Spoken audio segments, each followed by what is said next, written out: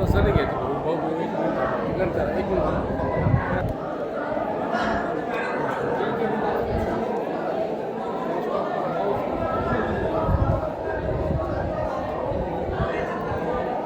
झालं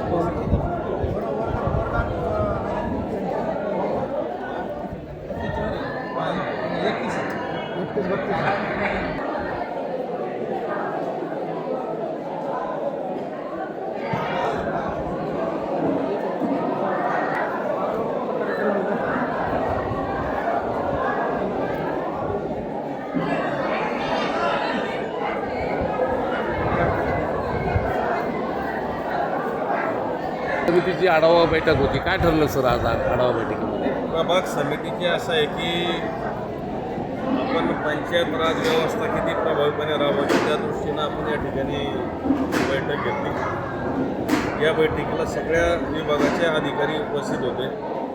खऱ्या अर्थानं शासनाच्या योजना लोकांपर्यंत पोहोचते का नाही किंवा तिथल्या अडचणी काय त्या समजून घेण्यासाठी ही प्रभाग समितीची बैठक होती. साधारण आपण प्रभाग समितीची बैठक ही 3 महिन्याला घेतली पाहिजे असा नियम आहे.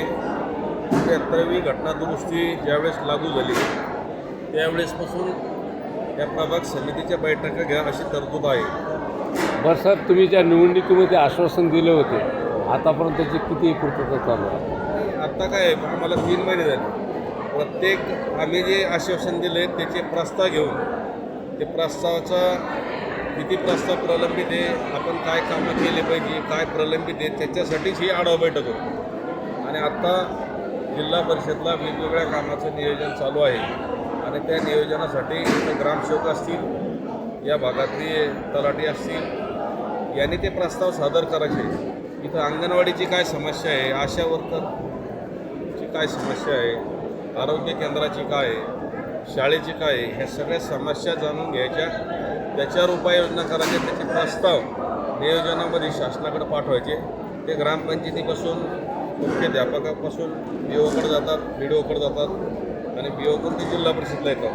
मग ते सिंचनचे असतील सिंचनमार्फत विभागामार्फत, बांधकाम असतील बांधकाम विभागामार्फत, अंगणवाडी बालवाडीचे असतील ते महिला विकास मार्फत, बालकल्याण समितीमार्फत, शिक्षणाचे असतील शिक्षण समितीमार्फत, हे वेगवेगळ्या विभागाचे जे प्रस्ताव आहे, सार्वजनिक बांधकाम असेल, जिल्हा परिषद बांधकाम असेल, जिल्हा परिषद शिक्षण असेल, जिल्हा परिषद पाणीपुरवठा योजनेतला असेल आणि MSEBीचा सुद्धा जे काय प्रश्न असतील पुण्या वाड्या वस्तीला जोडायचे, जे काय प्रश्न प्रलंबित असेल हे सगळ्याचा आज या ठिकाणी आढावा घेतला.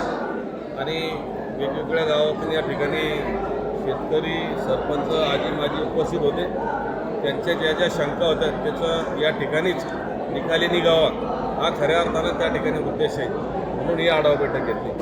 जनतेला सर्कलमध्ये जनता दरबार म्हणून ही आढावा बैठक होती.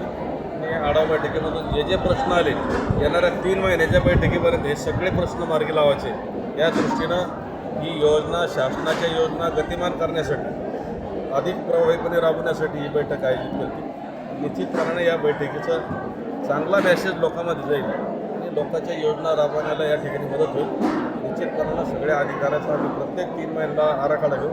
या बैठकीला आमच्या पंचायत समितीचे मेंबर सदस्य अर्चनाताई बोंगाने होत्या, लाडसंगी गणाच्या पंचायत समितीच्या सदस्य विजयताई पवार होत्या, याचे माजी सचिव साळवे साहेब होते, गट विकास अधिकारी, विस्तार अधिकारी पात्रे साहेब होते. सगळ्या विभागाचे या ठिकाणी अधिकारी उपस्थित होते. माजी पंचायत समिती सभापती सरसाताई वाघ त्या पण उपस्थित होत्या. राहुल भाऊ वाघ होते, शंकर भाऊ बोंगाने होते, नवनाथ भाऊ होते. अनेक वेगवेगळ्या गावातून या ठिकाणी आमच्यासोबत असलेले माजी सरपंच आत्माराम असतील. त्या सगळ्या योजना प्रभावी राबवण्यासाठी या ठिकाणी बैठक घेतली.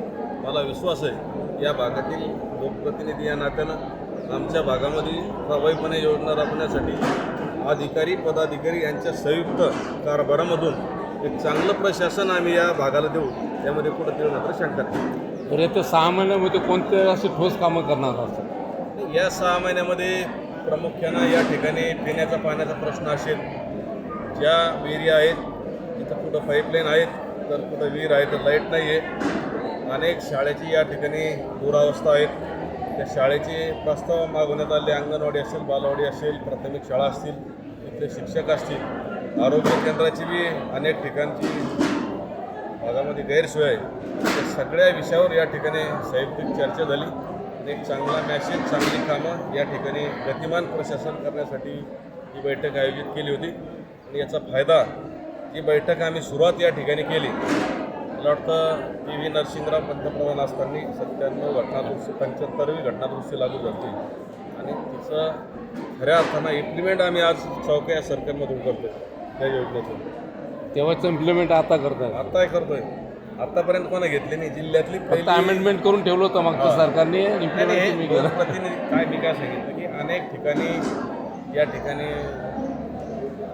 प्रशिक्षण होत आहे. पंचायत समिती सुद्धा असतील, जिल्हा परिषद असतील, ग्रामपंचायत असतील, लोक प्रशिक्षणाकडे दुर्लक्ष करतात. त्याच्यामुळे योजना राबवायची माहिती आपली असतात.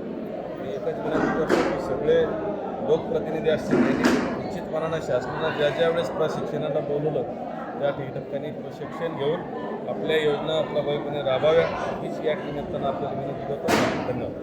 सर नाव सर. मी राधाकिशन पठाडे, गटनेता शिवसेना, जिल्हा परिषद छत्रपती संभाजीनगर.